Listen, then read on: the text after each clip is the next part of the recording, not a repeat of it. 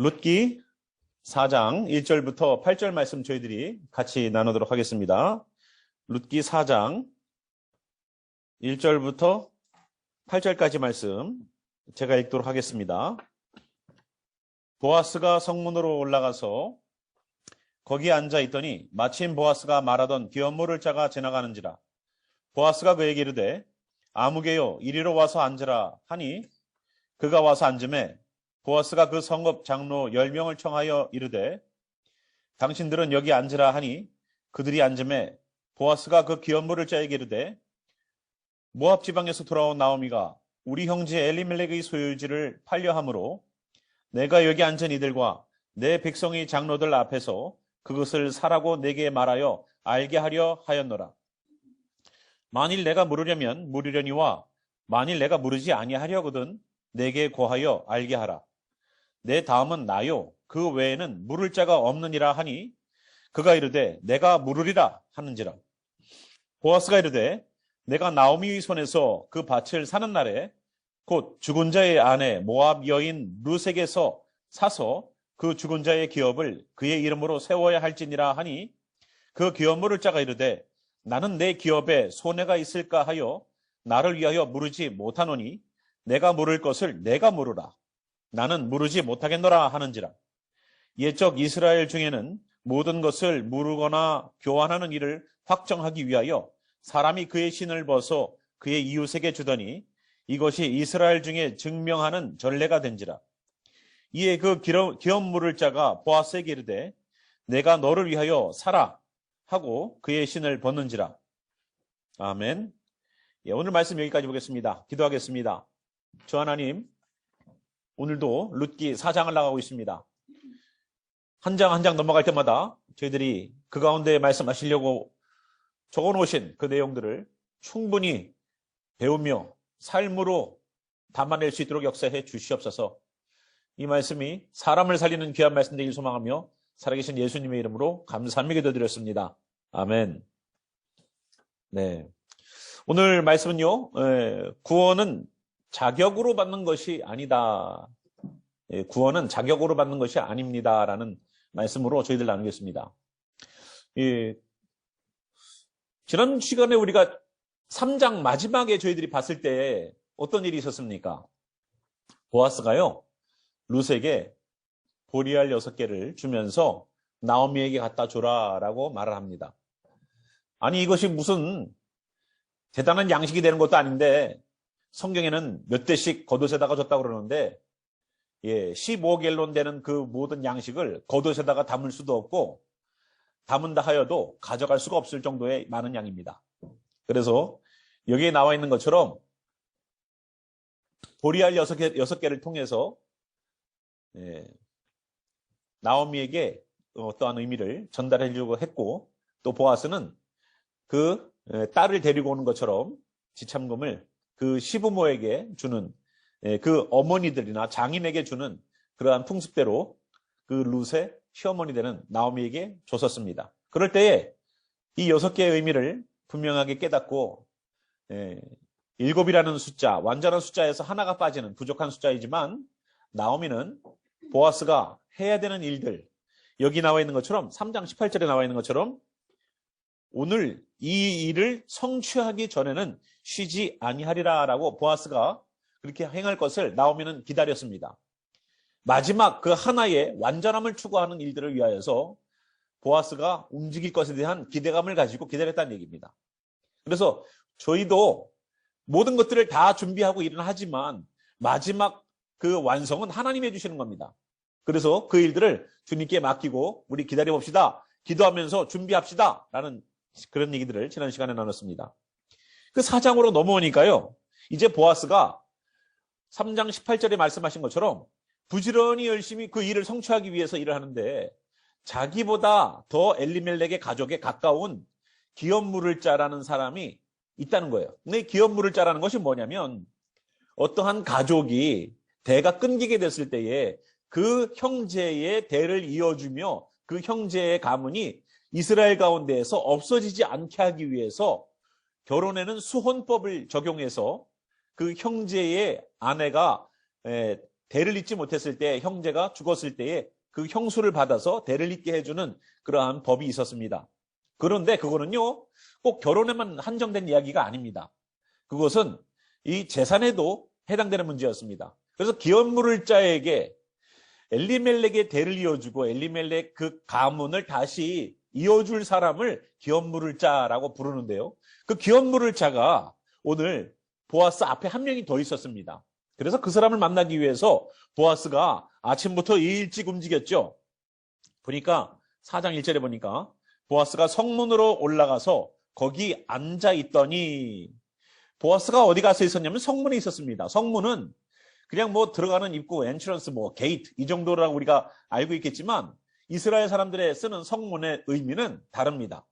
거기에서 재판이 있었고요. 거기에서 하나님의 말씀인 토라를 읽어서 사람들에게 가르치는 그러한 말씀의 장소였고, 거기에서 어떠한 사람 간의 거래가 있었고, 거기에서 사람들 간의 이야기들이 나눠지는 귀한 장소였습니다. 그래서 이 성문에 올라가서 거기에 앉아 있는데 마침 보아스가 말하던 기업물을 자가 지나가는 거예요. 마침. 지난번에도 우리가 마침 그런 일이 있었다라고 우리 2장에서도 봤었죠. 예? 2장에서도 보니까 마침 우연히 그런 일이 벌어지는 것처럼, 벌어지는 것처럼 보여도 하나님에게 있어서는 마침이 우연히가 아니고 하나님의 계획이라는 겁니다. 하나님께 뜻을 두고 사는 사람들에게는요, 하나님 안에서 이루어지는 일은 우연이 아니에요. 마침 그런 일이 일어나는 것처럼 보이고 우연히 그런 일이 일어나는 것처럼 보일지라도 하나님께 뜻을 두고 움직이는 사람에게는 하나님의 역사하심과 일하심이 있다는 것을 우리가 보길 바랍니다. 그래서 마침 여호와 이레로 예비하신 그 사람이 지나가는 것처럼 그 사람이 지나가는 거예요. 오늘 이 사람 만나려고 그랬는데 지금처럼 전화해서 지금 어디 있냐고, 내가 지금 성문에 나와 있는데 빨리 좀 와갖고 나랑 좀 의논을 하고 좀 할 게 있다고 오라고, 이렇게 하면 참 좋은데 그런 시대가 아니지 않습니까?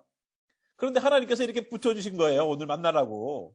그래서 성문에 앉아 있는데 그 사람이 마침 지나가는 겁니다. 하나님의 일하심이 있죠. 하나님의 도우심이 있습니다. 그래서 우리가 하나님의 일을 하다 보면 하나님, 우리가 하나님의 일을 하는 데에 주의 도우심이 필요합니다 라고 나가지 않습니까? 그럴 때 이런 여호와 이레로 준비하심이, 또 만나게 하심이, 우연을 가장한 필연이 여기에 귀하게 묻어나는 것을 볼 수 있습니다. 그래서 보아스가 그에게 이르되 이리로 와서 앉으라는 거예요. 앉아서 같이 어떠한 결정을 하자는 겁니다. 그래서 보아스가 증인이 될 사람 장로 10명을 청했습니다. 그 성읍에서 어른된 리더급 되는 사람 10명, 그러니까 10명이라는 숫자는요, 어떠한 것을 결정하고 어떠한 것을 이루는 데 최소의 정족수입니다.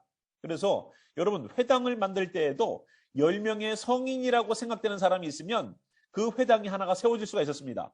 그래서 예전에 북왕국 이스라엘이나 남왕국 유다가 망해서 포로로 잡혀가서 온 소아시아 지역과 지금으로 말하면 이란, 이라크에 다 흩어져 살았어도 유대인들이 그들만의 말씀 공동체인 회당을 세워놨다는 것을 여러분 아실 겁니다.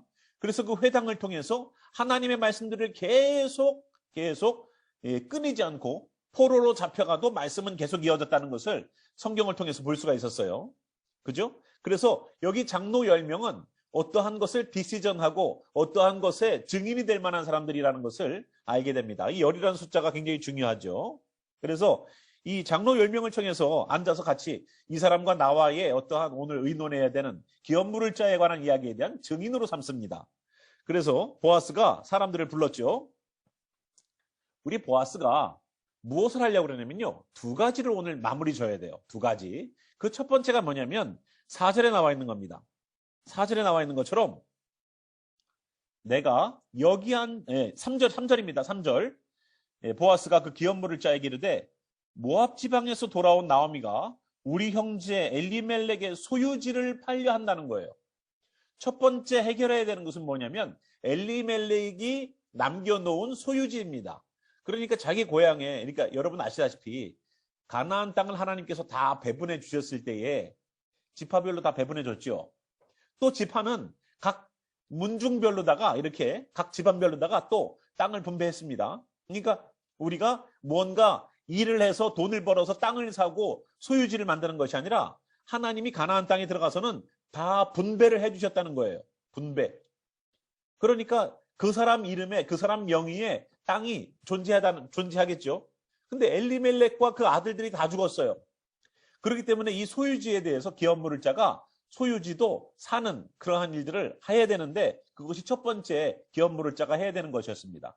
두 번째가 뭐였냐면, 두 번째는 바로 5절에 나와 있는 것처럼 보아스가 이르되 내가 나오미의 손에서 그 밭을 사는 날에 뭐 한다고요? 밭을 사는 날에 곧 죽은 자의 아내 모압 여인 룻에게서 사서 그 죽은 자의 기업을 그의 이름으로 세워야 할지니라. 그러니까 밭만 사는 문제가 아니에요. 밭을 사는 날에 룻도 책임을 져야 된다는 얘기예요. 기업 물을 자가 되어서. 그러니까 이 사람이 곰곰이 생각해 보니까 첫 번째, 그 사람의 소유지를 사라고 그랬을 때, 그 사람의 남겨진 밭을 사라고 그랬을 때는요, 5절 보니까, 4절 보니까 뭐라고 그러냐면요, 내가 여기 앉은 이들과 내 백성의 장로들 앞에서 그것을 사라고 내게 말하여 알게 하려 하였노라 라고 말하고 있어요. 내가 만일 물으려면 물으려니와 내가 만일 물으지 아니하려거든 내게 고하여 알게 하라. 내 다음은 나요. 그 외에는 물을 자가 없느니라 하니 그가 이르되 뭐라고 그랬습니까? 내가 물으리라. 소유지를 사라고 그랬을 때에는 산다고 그랬어요. 내가 그 밭을 살게. 내가 엘리멜렉이 남겨져 있는 그 소유지를 내가 기업 물을게. 라고 산다고 그랬습니다. 그런데 그 다음에 또 해결해야 될 게 있었어요. 그 밭을 사는 그날에 모압 여인인 그 룻도 당신이 기업을 물어서 그의 이름을 세워야 된다. 그러니까 그 여인도 데려가서 당신의 아내로 맞아야 된다는 얘기를 하고 있습니다. 그러니까 이 사람이 곰곰이 생각을 해보니까 안 되겠거든요. 그래서 6절에 보니까 그 기업 물을 자가 이릅니다. 나는 내 기업에 손해가 있을까 하여 나를 위하여 물으지 못하겠노니. 땅을 사라고 할 때는 기업 물르겠습니다. 왜? 그것은 자기에게 이익이 되는 일이었기 때문에 그렇겠죠. 그런데 모압 여인인 룻을 책임져야 될 때가 돼서는 자기에게 손해가 될까 봐 그걸 못하겠다는 거예요. 여러분 아시죠? 룻이 모압 여인입니다.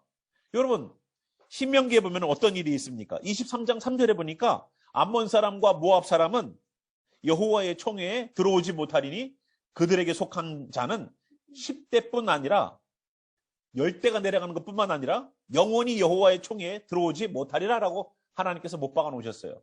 그러니까 하나님이 안 된다라고 하는 사람을 내가 데리고 왔을 때에 그에게 불이익이 당할 것을 예상하고서, 자기는 손해볼 것을 예상하고서 나에게 이득이 안 되는 일, 오히려 손해가 되고 이득만 안 되는 것이 아니라 엄청난 손해가 될 것을 이 사람은 예상을 하고서 그 기업을 안 부른다고 하는 겁니다. 예, 그렇겠죠. 이거 다 말씀에 의해서 거부한 겁니다. 말씀에 의해서 거부한 거예요. 기업을 물을 자이기 때문에 기업을 물어야 된다. 그것도 하나님의 말씀이고요. 그리고 모압이나 암몬 사람들을 거리를 두고 그들과 상종하지 말라는 것도 하나님의 말씀이었습니다. 이 사람은요, 말씀에 충실하게 룻을 거부했습니다. 그죠? 그런데 그 사람에게 복이 임하진 않더라고요. 누구에게 복이 임했습니까? 보아스에게 있었어요. 보아스도 이런 생각 안 했을까요? 보아스가 이런 생각을 안 했을까요?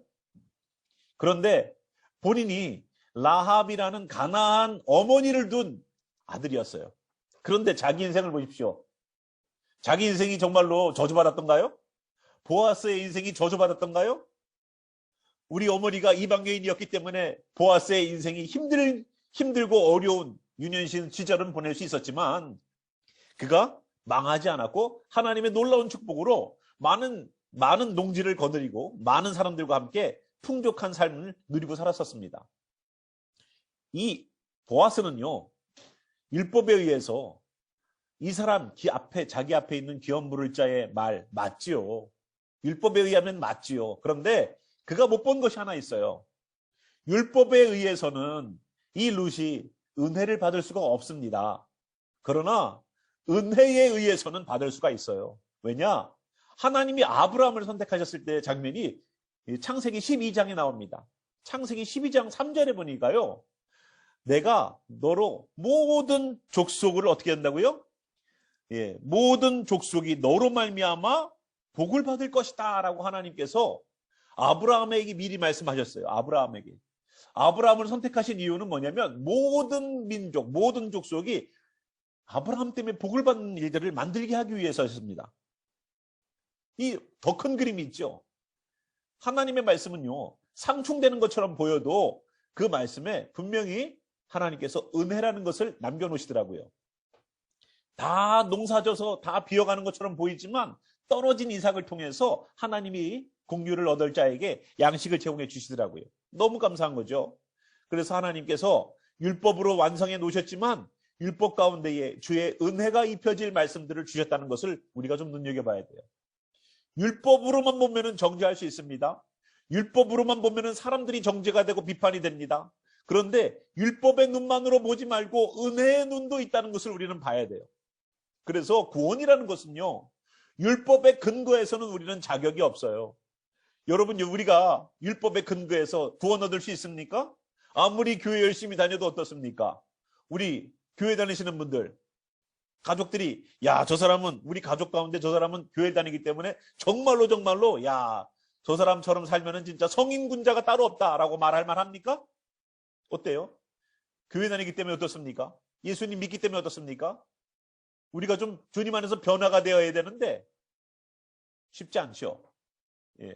그래서 우리가 정말로 주님의 선전이 된다라는 그러한 일들을 하기가 정말로 힘든 그러한 모습으로 살아갑니다. 율법의 근거에서는 자격이 없어요. 율법의 근거에서는 우리는 정말로 구원 얻을 은혜를 입을 만한 자격이 없습니다. 그러나 은혜 받을 만한 아브라함의 나도 아브라함의 자손입니다. 예, 갈라디아 말씀을 하나 보면은요. 갈라디아서 3장 5절에서 8절 말씀을 보니까 바울이 이런 얘기를 해요. 믿음으로 말미암은 자들은 아브라함의 자손인 줄 알지어다라는 말씀을 해요. 아브라함 믿음으로 말미암은 자들은 아브라함의 자손이다라는 얘기를 해주고 있습니다. 왜? 아브라함은 그를 축복하는 자를 축복해 주시고 그를 저주하는 자를 저주해 주셔서 이스라엘을 축복하는 그러한 사람들에게 하나님의 축복이 임하게 하시거든요. 그래서 오늘도 여기 갈라디아서 3장 5절에서 8절 말씀처럼 이 룻도요, 그리고 라합도 믿음으로 하나님을 선택한 사람은 누가 돼요? 아브라함의 자손처럼 될 수 있어요. 이것을 보아스가 아는 거예요. 다른 것은 경험하지 못해도 내가 한 가지 경험한 거는 분명히 있지. 내가 우리 어머니가 이방교인인데도 불구하고 나는 큰 축복을 받았어. 우리 어머니가 라합이라는 기생인데도 불구하고 나는 큰 축복을 받았어. 그래서 율법을 넘어서는 것 같은 율법을 지키면서도 은혜 가운데에 룻을 구원하는 일들을 경험합니다. 율법만 들고 있는 사람은 룻을 책임지지 않죠. 자기에게 손해가 될까 봐. 근데 율법만이 아니라 은혜까지 있는 사람은 그 구원을 베풀 수가 있어요. 그것이 바로 우리가 아닌가 생각합니다. 우리가 율법의 근거에서만 본다면 하나님 나라에 들어갈 자가 누가 있겠습니까? 그러면 예수님이 오실 필요가 없었겠죠. 하나님께서는 우리를 얼마나 구원시키기를 원하셨는지 첫 번째는 말씀을 주셨어요. 그러나 말씀대로 사람들이 살지 않습니다. 그래서 예수님을 보내셨어요. 예수님을 보냈더니 죽여버렸어요. 그런데 죽여도 다시 살아나셔서 우리에게 또다시 나 믿어라 하시는 거예요. 그렇게 하고 나서 하나님 나라 가시고 나서 끝났습니까? 아닙니다. 그분을 믿게 하기 위해서 성령님을 주셨습니다. 얼마나 부인할 수 없는 그런 역사가 일어나게 하시는지 성령님에 의해서 우리가 잘못 갈 때에 똑바로 돌아오라고 말씀하시고, 우리가 병들었을 때에 예수와의 이름으로 치료받게 하시고, 우리가 어떤 문제 앞에서 무릎 꿇고 기도하여서 응답받게 하셨어요. 하나님이 예수님이 살아계심을 계속 보여주시고 믿어라라고 계속 말씀하시는 거예요. 얼마나 안 믿으면 하나님이 내려오셨을까요? 그죠? 얼마나 안 믿으면. 예. 그렇게 해도 안 믿어요. 예. 교회는 다니는데 안 믿는 분들이 많아요. 안타깝습니다. 그래서 여기 있는 말씀처럼 우리가 율법의 근거에서는 우리가 구원 얻을 자격이 없습니다. 절대 율법은 우리를 구원시키지 못해줘요. 그러나 은혜를 덧입는 그러한 역사가 일어나야지만 우리는 구원 얻을 수 있어요. 룻은요, 율법에 자격이 있어서 구원받은 여자가 아닙니다. 룻은 율법뿐만 아니라 은혜도 덧입어야지만 구원을 입는 거예요. 이것처럼 우리의 구원도 이렇지 않겠습니까? 우리의 구원도 바로 이런 거예요. 율법만으로는 우리 구원 절대 못 받습니다. 이 세상에 구원받을 사람이 율법의 근거에서는 한 명도 없어요. 예수님 외에는. 예수님은 죄를 짓지 않았기 때문에 사망을 이기고 다시 부활하셨습니다. 그런 것처럼 우리도 주님의 말씀에 근거해서 산다고 해도 다 주님의 말씀 앞에 부족하죠. 이거는 지키는데 이거는 못 지키는 경우들이 많아요. 이거는 주님을 따르는데 저거는 주님을 안 따르는 경우들이 많아요. 그래서 우리는 은혜가 필요한 겁니다. 그 은혜를 주시고자 예수님께서 우리가 감당할 수 없는 목숨을 내놓는 일들을 통하여서 우리를 구원하셨어요. 야, 정말로 얼마나 감사해요. 여러분, 자식들을 살리기 위해서 부모님이 대신 목숨을 내놓을 수 있습니까? 예. 물에 빠져있는 자녀들을 구원하고 구해주고 아버지는 힘이 빠져서 물속에 가라앉는 그런 사연들도 있죠. 몇 년 전에는 토네이도가 휩쓸고 갔을 때에 매트리스 사이에 자녀들을 넣어놓고서 끈으로 묶고서 어머니는 그 밖에서 그 매트리스를 부둥켜 안고 토네이도에 새 자녀는 살려놓고 어머니는 돌아가신 그런 케이스를 미국에서도 보게 됐습니다. 그렇죠? 그 희생이 있어서 그 자녀들이 사는 것처럼 하나님은 우리에게 아버지 되신다 말만 하신 분이 아니라 정말로 우리를 살리고자 자신을 죽이신 분이십니다. 그 은혜가 있기 때문에 오늘 우리가 살 수 있는 거예요. 그 은혜가 있기 때문에 우리가 하나님 나라를 갈 수 있는 겁니다. 그 은혜가 아니면 우리가 어찌 주님의 나라를 갈 수 있겠습니까? 율법만 가지고서는 갈 수 없는 그 나라. 이 룻조차도 율법의 근거에서는 나는 손해가 볼 것 같아서 기업을 물으지 않겠소이다 라고 첫 번째 사람은 얘기했습니다. 보아스는 손해가 될 걸 몰랐을까요? 그러나 그에게는 라합이라는 자기 어머니의 모습이 그대로 내려와서 하나님 앞에 기도했을 거예요. 주님, 말씀의 근거에서 이 사람은 잘못 기업 물었다가는 나에게 손해가 될 것 같지만 우리 가정을 보니까 우리 어머니에게 부어주신 축복을 보니까 너무 대단하고 감사하네요. 이 룻도 이방 여인이지만 하나님께서 구원해 주셔야 될 그 사람 아니겠습니까? 하고서 그 구원의 손을 내밀어서 룻을 구원하는 그 일들을 이제는 하지 않겠습니까? 율법으로 봐서는 손해가 될 일이지만 긍휼과 은혜를 봐서는 귀한 역사가 일어나죠. 그래서 그 은혜가 있고 긍휼이 있는 자리에서 오벳이 나오고 이새가 나오고 다윗이 나오고 예수님이 나오는 거예요. 은혜가 있는 사람에게서 예수님이 나오는 거예요. 긍휼이 있는 사람에게서 예수님이 나오는 거예요. 가타부타 가리는 것을 열심히 하는 사람, 선악을 계속 분별하는 사람에게는 사람이 안 붙어요. 그러나 아이고 괜찮어. 긍휼을 베푸는 사람, 은혜를 베푸는 사람, 그런 사람에게는 하나님의 긍휼이 그 사람에게 임합니다. 하나님은요, 다시 예수님이 오실 때에 사람이 행한 대로 갚으신다고 그랬어요. 우리가 무엇을 행하든 그 행한 대로 갚으시는 겁니다. 룻이 은혜를 입고 긍휼을 입을 수 있었던 이유는 그의 삶 가운데에 나오미를 섬기고 사랑하고 긍휼로 바라보고 저 시어머니 저 연세 드신 분 고향으로 돌아가면 뭘 먹고 살겠어? 내가 가서 그 어머니 봉양해야지 하고서 그 어머니를 위하여서 자기를 희생하는 그 희생과 긍휼과 은혜와 사랑 때문에 룻도 똑같은 것을 경험하게 되는 거예요. 내가 남을 긍휼히 안 보는데 어떻게 남이 나를 긍휼히 봅니까? 내가 저 사람에게 이렇게 하는 마음으로 본다면 저 사람도 나에게 이렇게 하는 마음으로 대하지 않겠습니까? 그래서 모든 이들에게 기도와 눈물로 우리가 사랑과 긍휼과 은혜로 다가갈 때에 하나님께서도 우리에게 그런 긍휼을 덧입게 하시는 역사가 룻의 이야기를 통해서 좀 발견하기를 바랍니다. 그래서 율법만 들고서 사는, 그래서 오르바와 룻처럼 자기의 인생의 그 이익타산만 따져가지고는요, 아름답지 못한 결과를 만들어내요. 여러분, 오르바가 고향으로 돌아가서 결혼한 사람이 블레셋 사람이었고 그에게도 증손자가 태어나는데, 예, 룻에게는 다윗이 태어났지만 오르바에게서는 골리앗이 태어났습니다. 여러분, 3대가 지나가지고 둘이서 전쟁터에서 만날 줄 누가 알았어요? 그래서 어린 다윗이 골리앗을 죽여버리죠. 그런 것처럼 하나님께서 정말로 이 영적인 것은 이 육적인 것이 아니에요. 영적인 것이에요. 영적인 것. 철저하게. 그래서 귀하게 우리가 주님의 긍휼을 덧입기 위해서 긍휼도 베풀 수 있는, 은혜를 입기 위해서 은혜를 베풀 수 있는 우리가 되길 바랍니다. 그래서 구원은 자격으로만 따져서, 율법으로만 따져서는 우리는 그 자격에 합당하지 않은 사람들이라는 것을 다시 한번 인식하고, 오늘도 은혜 받은 자답게 은혜를 베풀 수 있는 우리가 되길 바랍니다. 용서받은 자답게 용서해 주길 바라요. 주님께서 우리를 희생해 주신 것 같이 우리도 희생하길 바랍니다.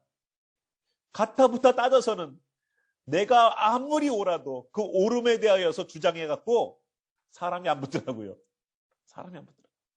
그래서 우리가 정말로 긍휼과 자비로 계속 주님께서 나를 용서해 주신 것 같이 용서하고, 주님이 나를 사랑하신 것 같이 사랑하시면 주의 긍휼과 사랑을 덧입지 않으시겠습니까? 우리가 그러한 인생을 살지 않겠어요?